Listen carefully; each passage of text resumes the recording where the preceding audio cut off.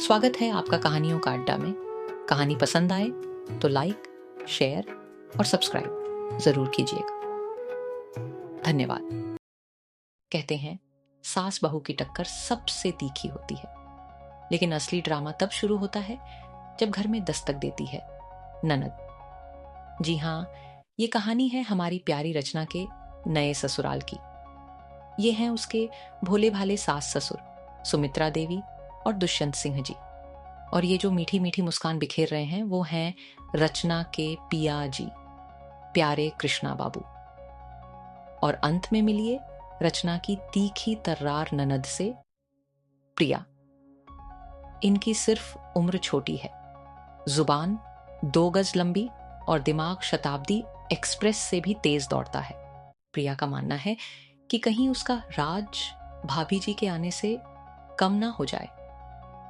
तो चलिए देखते हैं ये राजगद्दी किसके हाथ लगती है। आइए देखते हैं कि आज का दिन रचना के ससुराल में क्या रंग भरता है।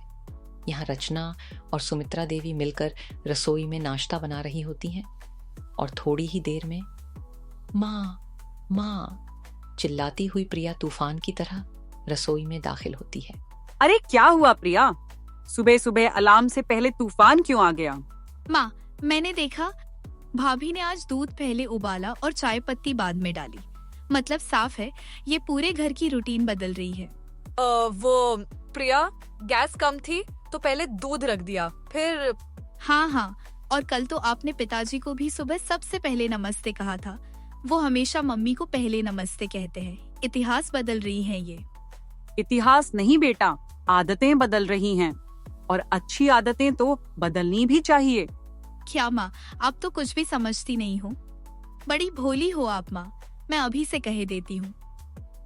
अपनी बहू को थोड़ा खींच कर रखिए, वरना ये बहू इस घर का इतिहास, भूगोल और भविष्य सब बदल देगी। इन छोटी छोटी चीजों को नजरअंदाज करना बंद करिए, वरना आगे चलकर पछताना पड़ेगा। ये कहकर प्रिया रसोई से बाहर चली जाती है और बेचारी रचना चुपचाप अपना काम करती रहती है। इसी बात पर सावित्री देवी रचना से कहती हैं कि रचना बहू, प्रिया की बात का बुरा मत मानना। वो अभी छोटी है ना, और घर की लाडली भी, बस थोड़ी बिगड़ी मिजाज की है। अरे नहीं माँ जी, इसमें बुरा मानने जैसी कोई बात ही नहीं है।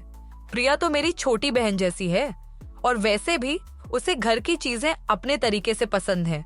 तो मैं आगे से पूरा ध्यान रखूंगी कि सब कुछ उसकी पसंद के अनुसार ही हो। जीती रहो बहू, तुम जैसी बहू पाकर तो हम धन्य हो गए।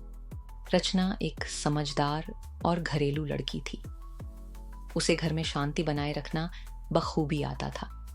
इसीलिए वो बातों को बढ़ाने में नहीं, बल्कि उन्हें सुलझाने में विश्वास रखती थी। रचना को घर आए हुए अब काफी समय हो गया था और उसकी सादगी, समझदारी और अपनापन देख घर का हर सदस्य उससे बेहद खुश और प्रभावित था, सिवाय प्रिया के। एक दिन प्रिया अपनी सहेली से फोन पर बात कर रही थी। यार शिल्पा, क्या ही बताऊं, मेरी रचना भाभी ने तो जैसे पूरे घर वालों पर कोई जादू ही कर दिया है। अब तो ऐसा लगने लगा है कि कहीं ये लोग सुबह सुबह गायत्री मंत्र की जगह रचना मंत्र ना शुरू कर दे।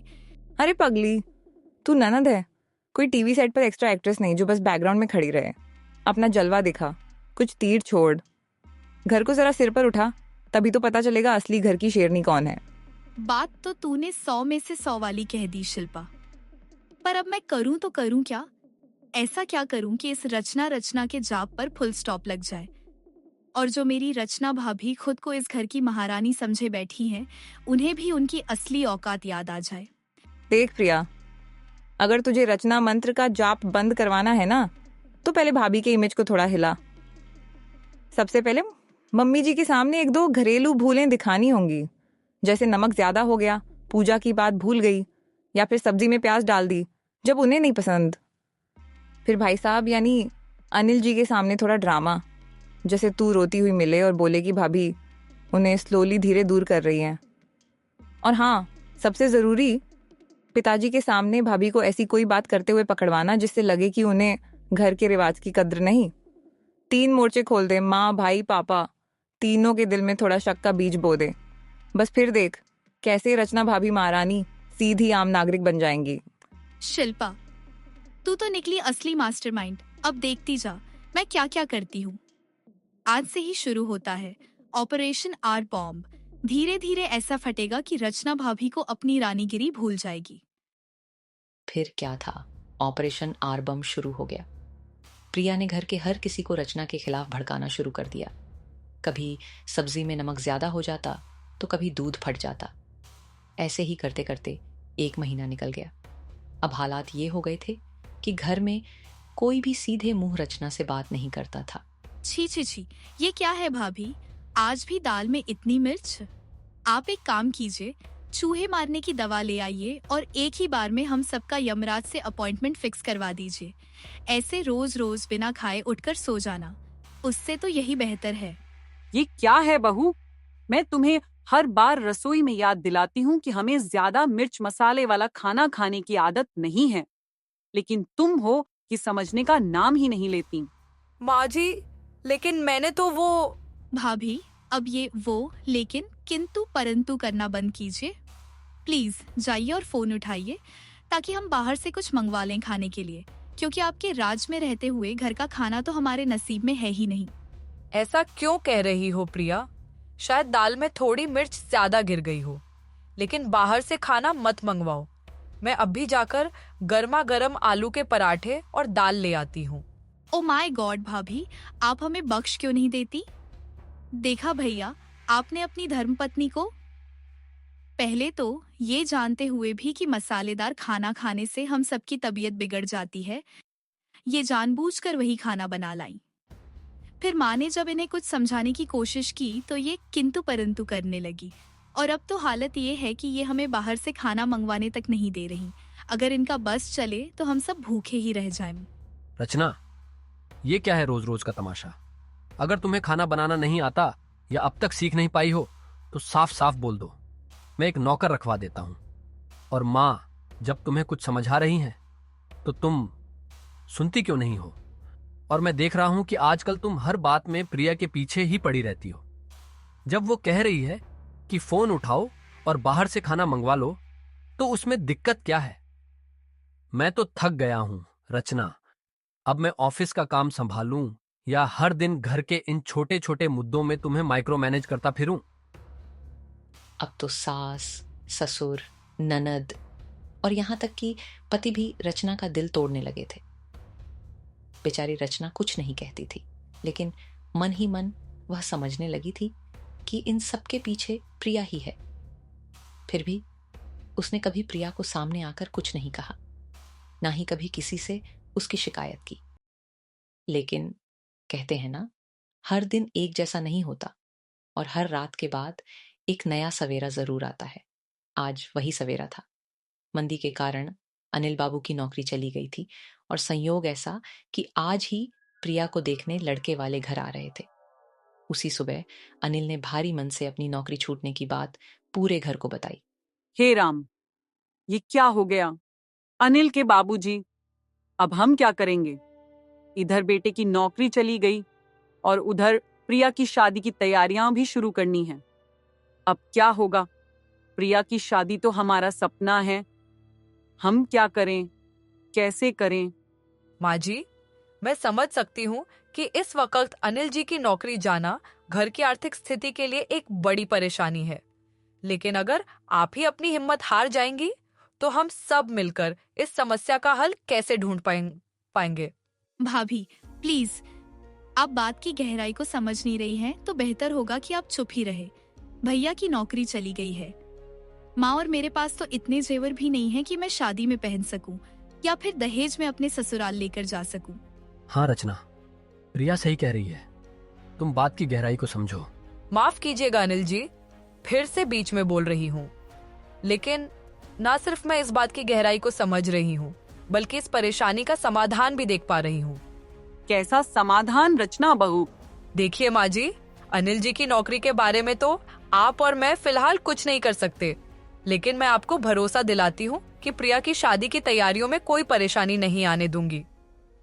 मेरी शादी को अभी 1 साल भी पूरा नहीं हुआ है और मेरे पास बिना इस्तेमाल किए हुए 21 से ज्यादा जोड़े रखे हैं जो हम प्रिया को दे सकते हैं।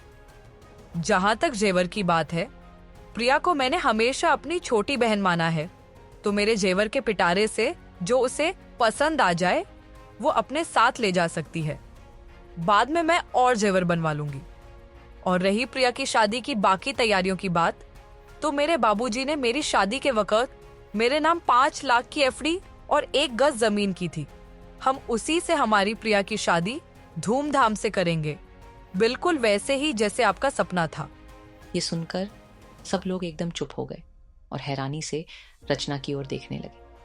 उन्हें यकीन ही नहीं हो रहा था कि वो इंसान जिसका दिल वहां बैठे हर एक ने कभी न कभी दुखाया था, वही इंसान आज उनकी सबसे बड़ी समस्या का न सिर्फ समाधान दे रहा था, बल्कि अपने हिस्से की जमीन, पैसे और जेवर सब कुछ लुटाने को तैयार था। और वो भी बिना किसी शिकवे, बिना किसी शिकायत के चेहरे पर वही शांत मुस्कान लिए। भाभी, आप सच में महान हैं। मैंने आपको कितना दर्द और कितनी परेशानियां दी, और ये सब जानते बूझते हुए भी आपने मेरे लिए इतना कुछ सोचा। भाभी, आज मैं आपसे दिल से माफी मांगती हूँ। मैं आपकी सच्चाई, आपकी सादगी को कभी समझ ही नहीं पाई।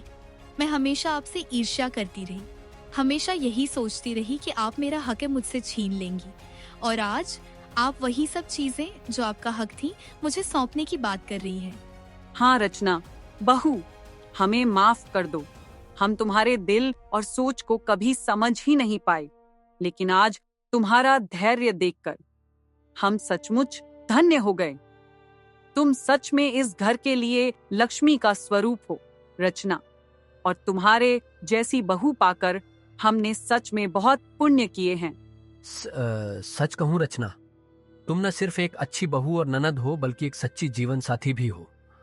मेरी नौकरी जाने की खबर सुनकर कोई और होता तो शायद अपने मायके जाने की बात कर देता, लेकिन तुम ना तो मुझसे कोई शिकवा कर रही हो, ना ही कोई शिकायत, बल्कि एक बेटी की तरह मेरे घर की परेशानी का हल ढूंढ रही हो। मैं अपने उस व्यवहार के लिए सच में शर्मिंदा हूं जो बीते दिनों में मैंने तुम्हारे साथ किया। मुझे और मेरे परिवार को माफ कर दो रचना, प्लीज। देखिए, आप सब मेरे परिवार के सदस्य हैं, मुझसे माफी मत मांगिए, क्योंकि मैंने जो कुछ भी कहा वो शाबाशी पाने के लिए नहीं कहा, बल्कि एक परिवार का हिस्सा बनकर कहा है। और प्रिया, तुम्हें अपनी गलती का एहसास हुआ, बस मेरे लिए वही सबसे बड़ी बात है। माँ जी, मैंने आपको हमेशा अपनी माँ का दर्जा दिया है, और जब जब आपने मुझे कुछ कहा तो मैंने कभी उसे बुरा नहीं माना, बल्कि एक सीख की तरह लिया और समझने की कोशिश की। और अनिल जी, मैं आपकी जीवन साथी हूँ।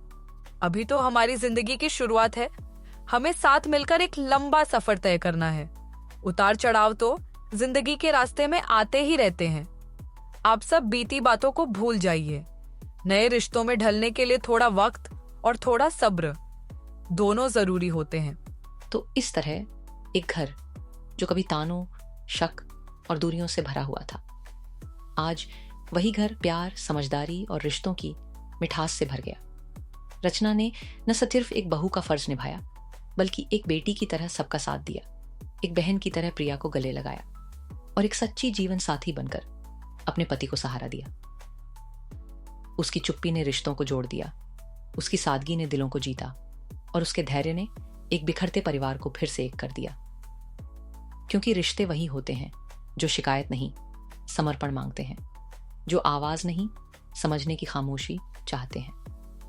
और जब कोई एक इंसान पूरे दिल से निभाता है तो एक घर सिर्फ घर नहीं रहता, वो घर संसार बन जाता है। यही थी एक साधारण सी बहू की असाधारण कहानी, जिसने ताने नहीं, तहजीब से सब कुछ बदल दिया और सिखा दिया कि बदलाव हमेशा आवाज से नहीं, कभी कभी बस एक मुस्कान से भी आता है। अगर आपको ये कहानी पसंद आई हो तो वीडियो को लाइक जरूर करें। ऐसी ही और दिलचस्प और सिखाने वाली कहानियों के लिए हमारे चैनल कहानियों का अड्डा को सब्सक्राइब करें। और हाँ, बेल आइकन दबाना मत भूलिएगा, ताकि अगली कहानी की घंटी सबसे पहले आप तक पहुंचे। फिर मिलेंगे एक और नई कहानी के साथ। तब तक के लिए नमस्कार।